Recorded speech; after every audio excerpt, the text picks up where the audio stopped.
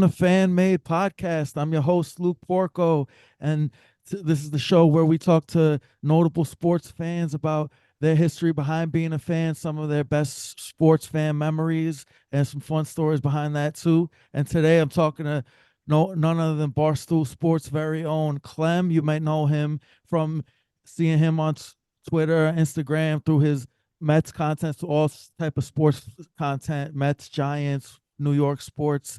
And today we're going to talk about him being a fan. And Clem, thanks for coming on. Great having you on today. Thanks for having me, Luke. Appreciate it. Excited to be here as a fan. Mets, Knicks, had some ugly times as a fan. Giants have given me a little bit of happiness, luckily. So Yeah. there's the good and the bad. But I think most people can say that. At least I get some good with the bad. Yeah, and at least the Knicks are giving you some hope today, as long as they can stay healthy. True, man. True. There's always like 10 different issues you could have with a franchise. The Knicks having health issues is almost like best case scenario. Yeah, no, That can be fixed. Especially compared to what us Knicks fans have had to suffer through the last couple decades. Yep, couple decades. I call it this century. This that century, wraps it all exactly, up. this century. Yeah, no, so hey, since the show centers around going to games, I always like to ask everybody right off the bat, what's the first game you remember going to? And like, do you have First, any fun stories about that? Like, do you know like who you went with, what game it yep, was? yep, I know for sure. So first game I ever to was a Mets game. Mets were the first team I fell in love with. It was I'm an 80s baby, so like the mid 80s Mets. Unfortunately, I do not remember 86. I do not remember winning a World Series. I feel like my life would be a little better if I could just say I remember that. I was alive for it, but I was 4. Yeah. I'd say probably around 88, 89, my dad took me to Shea Stadium, and I do not remember who they played. But I remember at Shea back in the day, on the wall, the outfield wall, they had all the pictures of, I think it was all the National League teams. Mhm. And I said to my dad, I go, Dad, do all those teams play here? And because at that time, I wasn't thinking Mets have Shea, Yankees have Yankee Stadium. I'm just Mhm. thinking Mets centric. He's like, yeah, they all play here. So on our way out of the stadium, this is just my one memory of that game, other than the first time. All right, I have 2 memories from that game. First time, you walk out of the tunnel and you just see all that green. And I've spent my entire life in the burbs. Grass is nothing new to me, but there is just something about that just hits in a way. It hits a part of your soul. I don't even know what it is. So that was the first memory. And the second memory was on the way out. I remember saying, Dad, does all those teams play here? He's like, yeah. So I remember seeing the Pittsburgh Pirates logo. Remember the old Pittsburgh Pirate Yep. logo, had the pirate Yeah, dope ass yeah, yeah, logo. yeah. Yep. So I'm looking at all the license plates, looking to see if it says like Pennsylvania or Pittsburgh or something like that. And no, you moron, it's all Mets fans, all New York license plates because they're all going or leaving the game. Yeah. So it's just one of those things that has always stuck in my brain. Oh, that's hilarious. So yeah, that was a great memory. And Yeah. I always say, like, I was a Mets fan growing up in the 80s, obviously they were very good. Mhm. And like that day, it was beautiful out. It's right on the water. Just, I mean, like a picturesque summer day for a baseball game. And my first experience at Yankee Stadium, it was at night in the Bronx. We parked in this like scary, creepy like garage, and I went to Yankee Stadium. It was night out. It was like scary. And from that moment on, I was a Mets fan. Little did I know that like the good, happy side of baseball fan would have been being a Yankees fan, and my life would have been so much better during the 90s and 2000s for the most part, compared to being a Mets Yeah, fan. yeah. No, it's true. You do associate those things, especially, and similar thing with me too. Like, I'm a decade behind you, but I was like, growing up with 90s Yankees, like at least I had like, like the, 98, 99, 2000, but like that first like 96 team, like again, I was 3 years old. So like, I'm the Mhm. same way, how like, too young to appreciate it, but like at least like, I had like the later seasons to, have those World Series, but still it's like similar concept where like, you still have that great World Series, but you might be a little too young to remember that part of it. Yeah, you got the cherry on top. Then '09 was like I'm sure. Yeah. Oh How old no, were for you in sure. '09? How old was I on that? 16. Oh, that's like that is Yeah, no, I was perfecto and I right was, there. going to game, it's that point, like, yeah, no, it's definitely fun. And that, and even though you mentioned your first memories like of going to that Met game, were there any fun like records you got to witness, or any like fun like did you ever go to like a World Series game, or any like fun like exciting things that you were in person to witness? It doesn't even have to be the Mets. It could be like Knicks, Giants, what have you. Yeah. So when I was a kid, I was actually like again growing up, the Mets were my first love, but like the Knicks, I remember I became a Knicks fan, right around early '90s or whatever. So had a lot of great memories with them. Uh, unfortunately, probably the biggest game I ever went to in terms of like a record or like a historic performance, I went to the Jordan double nickel Oh, against the Knicks. So it's like just perfect, like Mets fan losing with the Mets, and then I get to go witness. I had gotten tickets. My mom's cousin was shooting a commercial. Actually, ironically, he was shooting a commercial. It was stuffed crust pizza for Pizza Hut. You remember that? And yeah, yeah, was yeah, and I think he was shooting. Donald Trump was doing the commercial back in the day with his wife. I think it was Ivanka, and yeah, he's yeah. like, "Hey, I know you're a Knicks fan. I know you'll like take these seats, not try to sell them." And I was like, "Oh my god!" It was Jordan was back at this point, and just watching him like slowly kill the Knicks, and then obviously passes it on the last play to then win the game. So that was probably like the biggest historical game I've ever had. I went to a couple. Say I've been to a couple Mets playoff games. I went to was it Todd Petty hit the home run in '99 against the Diamondbacks to Oh win it, yeah, which was yeah. awesome. I went to game one and I think two of the '06 playoffs. I didn't go in 15 at all because I was just had started at Barstool, so I wanted to make sure I was covering all that. I went to like a couple of Knicks playoff games, which are great. Giants. I went to Giants. Oh my God. I went to the Giants Panthers playoff game when Eli got Oh, absolutely I destroyed. remember that one. That Yeah. was ugly. Yeah. So yeah, there's been a few moments, but the Jordan double nickel I'd say is like the biggest. Like if there was like you give a score to a game for how big or historically cool, whatever you want to call it was, that's probably my biggest one, which again came in a losing effort. Yeah. No, for sure. And when you mentioned being at Barstool coming into that towards the end, like, you do get obviously you're one of the like major like New York sports fan. I feel like from the beginning, like I feel like you like KFC, like those guys, especially.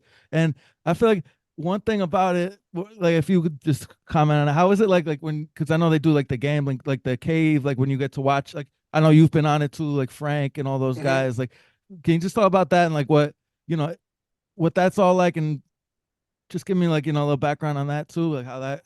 Yeah, yeah, for sure. So like I always say, I think I've been asked, you go in, you show up and people are like, you have the camera in front of you, like, what are you hoping for tonight? This and that. And my thing is like, I just don't want to become a meme. Yeah, And no. like that's my goal. And I think like I've been memed like multiple times. We had a live broadcast of the I don't know whatever year the Zion draft was. We had the Oh lottery, yeah, so yeah, we yeah, went in for that. And I mean, the Knicks got the three pick, and at that point, RJ was looked at as yeah. like not the consolation prize, and everyone knew Oh no, I John was probably remember. going to be good, but it was like, all right, like it could be worse. But when we were three, and we were kind of hoping Zion at one, I think at that point Durant and Kyrie were still free agents or Yeah, about to then be. they were talking about So it was possibly like going to the Knicks. So we yeah, had the whole plan I there, and remember. then it was like, oh no, it's becoming Nick stuff again. So I had that. I had our first ever like the infancy of that. We called it the electric chair. The first game Mhm. was me and KFC going on there for Connor Gillespie hitting the home run against the Mets in the wild card game against the Oh Giants yeah, against yeah, in the playoffs. So I'll tell you, man, it's like I imagine we're all at home. You're just on edge, your nerves, and then it's like you have to like by the like midway through the game, you kind of forget you're on camera. And you're just going through it, but it's like man, it just hurts so much. And to be fair, I've never had like a last second play go against me that like has like I've never had my guts ripped out other than the Connor Gillespie moment and Kevin Ward on his face so much better. I kind of knew that Mets team wasn't really doing anything. yeah, So it's like there's different levels to it. But I've luckily never had my heart ripped out at the last second. It's usually they lose, the Mets go behind in the first inning and never recover. I'm yeah, also like, I feel like 1 in 10 on the electric chair. So it's hell. That's the long short. Too long didn't watch. It's hell. It's absolute hell. And I am like scared of the Knicks getting in the playoffs this year, and then like me being the reason they lose because we're all superstitious, right? yeah. Of I'm gonna course, yeah, share. It's gonna be my fault we lose. yeah. No, it's all part of being a sportsman, is being superstitious. But do Yep. you get to like choose to be on that stream, or like do they just kind of assign it to you, or like So depending on what team you like? yeah, they'll. So I mean, obviously, a lot of times they'll have the big gambling streams, and Yeah, a lot of times it's very much been open door. Now I'm sure there is like a space issue, but like people will say, especially it's like, hey, make sure you're on this one. There was the Mets a couple years ago where I know Dave was like, we got to get Frank the Tank on, Oh and we yeah, I have to get remember that one. He was. the positive Mets fans, me, KFC, positive Yeah, well, yeah, Kevin has realistic. become a Yeah, positive Mets fan just compared to Frank. yeah, And then all the other exactly. guys from We Gotta Believe, Meek Phil, Kyle, and everybody, Rico as well. So it's Yes. like there are times where it's like we got to make sure we have the guys from the teams. But and then there's times where it's like whatever. I was actually on the stream when the Giants that Cowboys game that opening night, which was Oh, just an yeah, absolute. He blocked a field goal and the game was over. The season was over from there. So yeah, it kind of depends. But I always love like you gotta have the gambling guys on, obviously, especially for the gambling content. But when you have a couple people whose life and death, it's just their lives of the team. I think that's what makes the best stream is when you have those people in there as well because it's more than just a single bet. It's like this yeah. is No, years of my life go leading up to this moment, and there's gonna be years of my life decided by this moment yeah, no, essentially. and you definitely get that vibe of like who's there, like who's got money on the game versus like who's like emotionally invested Yep. on this game. Like I mean, you and like obviously Kevin and clearly Frank, but Yeah. also like I feel like even though he's a Philly guy, like you see Max, like he was Oh, like when hit with his Phillies and his Eagles, like he like lives and breathes that. Like you could tell like he's not just there because he knows the camera's on him. Like I feel like that guy like even if he was on stream, he'd be the exact same guy. And like, you kind of appreciate that more as like the real, like the guys who were like, act one way on the camera, like, like play it up a little more while they're on the camera versus guys who are just literally like, like that all the time. And yeah, yeah. And again, the heart is on the sleeve. Yeah, Max, no matter where he is, I feel like if you just had like a camera on him in the wild without him knowing, he's to being same the guy. same Max. And man, he's had it's hard for me to feel bad for Philly fans, but the run that he has had and they have had has been unreal. Where it's like, oh, they're gonna definitely win it all, whatever I know. sport it may be, and then they just come up short. You're like, what the hell happened? So yeah, man, I would have wished that on my worst enemy, which usually is like Philly Yeah, fans. exactly. Yeah, nah, but being in the media and like a content creator, were there any like, as obviously growing up, big Mets, Giants, Knicks fan? Were there any chances you got to meet either through Barstool or just in general, where you got to meet like a player like you grew up watching, and like whether through Barstool or just in person, like in a personal level, like, and you got to just like if you told your younger self that you were able to do this, like it would blow your mind back then. Yeah, that's a good question. Let's see. Just going through all the different teams to make sure I don't. I mean, like, so we did a thing with Justin Tuck for Madden, where we Yeah. played Madden with him, and it was just one of those things. He was like my favorite dude on those Giants teams. Him and I mean, Eli's kind of in his own little world, Well, but yeah. like Tuck and Bradshaw were my guys on offense and defense, and we were just chopping it up. And Tuck was just busting my boy Smitty his chops because he's an Eagles Oh fan. yeah, So yeah, it was just like such a good like, and the guy was as awesome and authentic as you would like hope your athlete heroes would be. So that's kind of the first one that jumps out at me. I haven't done a ton. Who was the guy? James. We had James Bradbury on randomly. I think he was like looking to maybe test the media market or whatever. So I had him okay. on, and I was in love with James Bradbury his first season with the Giants. Yeah, So yeah, that yeah. was very cool just because of Barstool. But Tuck was everything you'd ever hope he would be. He was just an awesome guy. He came in, was very gracious with time. He even did a video where he was sacking Smitty afterwards. It was a really good time, man. So just a good dude. Cool, man. Yeah, no, he seems like a really like cool, like he He gets very it, personable guy and like very like fun guy to hang with for sure. And yeah, no, it's definitely awesome that you got to meet him. And another question I like to want to ask for you is outside of like New York, like what stadium and like what city has been your favorite to visit? Just base it could be like because the fans or just because like the stadium's cool or it's great stadium food, whatever. Okay, yeah. So my buddies and I, back when we were younger, before marriage and kids and all that stuff, we would do like a trip where we'd hit like four or so stadiums, do like a road trip, and just have a blast.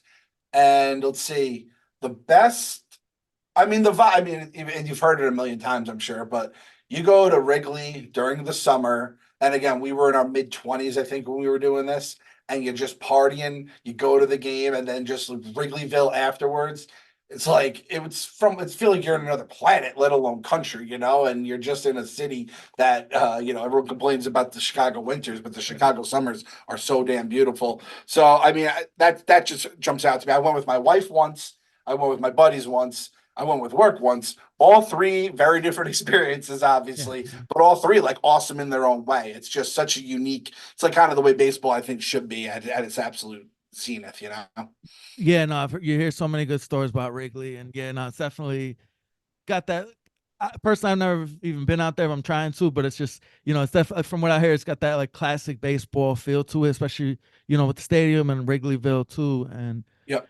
yeah, and out of all the players you've seen, like it could be a Met, like or Giant or whoever, like player on your favorite team or someone who's played against your favorite team. Who's the best player, or like one of like maybe not the best, but just like someone that you've liked watching live that like it's worth the price of admission alone.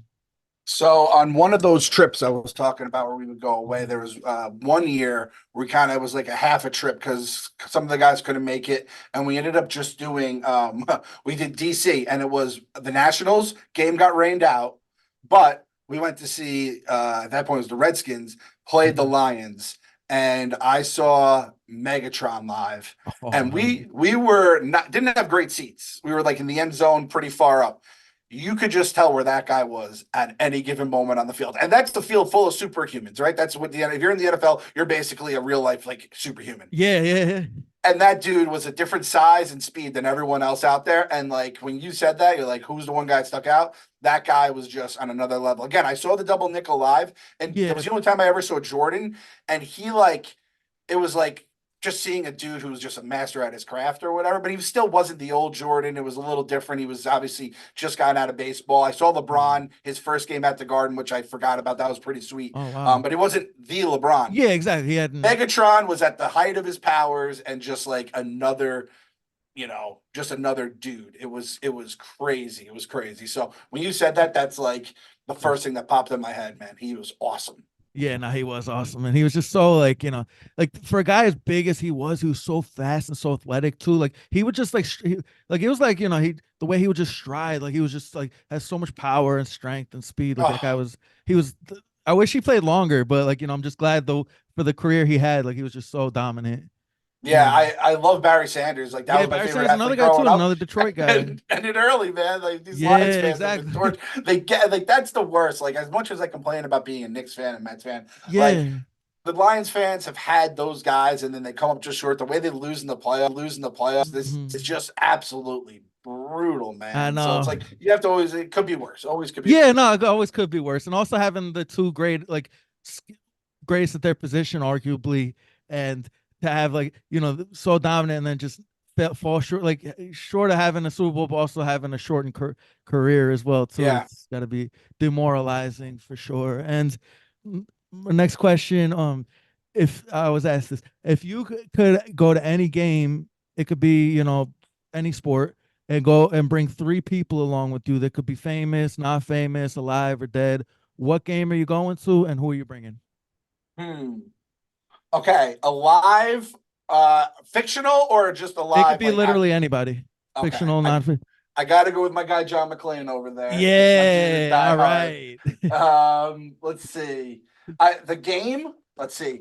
Who I'm looking over here. I got my pictures around the room. Oh, At nice. first blush, my game was gonna. I think I got to say the '86 World Series because I didn't get to Mhm. experience that. And it's like, do you go to Game 7 for the World Series win or Game 6 for Buckner? Yeah, that's true I too. think I'd have to do Game 7 for the World Series win because Yeah. there just must have been such a vibe, even though like they fell behind in that game and they Mhm. famously could have lost. And then I saw a picture of Eli holding up the trophy after Super Bowl 42 against the Pats when they 18-1. But it's like I experienced that. I remember those Yeah. memories. I do not remember '86. So '86 Game 7, we're gonna go Mets World Series. We're gonna take John McClane with us. Uh, let's see. You know what? I'll take Eli with me just so All that I can right. pick his brain for the entire game about everything he did. Um, and you know what? I'm gonna go. I'll just go all sports. We're just gonna make it a straight sports wash. And I'm gonna give my guy David Wright. That was like my favorite. David Like that Wright, was my favorite nice. guy. He's like everyone has their guy that they had growing up. David Wright was my guy. His career obviously ended shortly. Yeah. Too short. He ended up getting hurt. But like everything I've heard about him is like they're like, yeah, Jesus was a good guy, but David Wright, he was like the best of all time. So it's like he would just be just a good dude just to hang with. I feel like you would just like Yeah, fall in love nah, with him. So we'll go David Wright as the third. nice. I don't know. That's a definitely good crew you're rolling with, for sure, man. Yeah, nah, and before I let you roll, just another question I had: if you were to talk to somebody who's never been, to, let's say, a Mets game, or what are some tips, like recommendations, like you'd give them about going to their first Met game, and what are like some of your favorite things you like to do when every time like you go to a Met game? So the one thing I was told, like out of towners who are coming in, like there's really not a lot to do as of now outside the stadium. I know they're building up. Yeah, the It used to be the casino. chop shops. Yeah, they're gonna have the casino. I saw they have this cube coming. Did you see the cube? No, I didn't. Yeah, there's this thing called the cube. It's gonna be 7 stories high. It's gonna be this massive entrance for the stadium. They're building a soccer stadium, Yeah, like yeah, yep, basically across the parking lot or whatever. yep. So that's gonna be there. Now I think they reopened the bar last year. So you have the bar in Okay, center yeah, field. Go there if you go, before the game or after the game. You can tailgate too. I like tailgating. yeah. It's just like when you get out there, it's not going to be much. Traffic's probably going to suck on the way out. It is what Mhm. it is.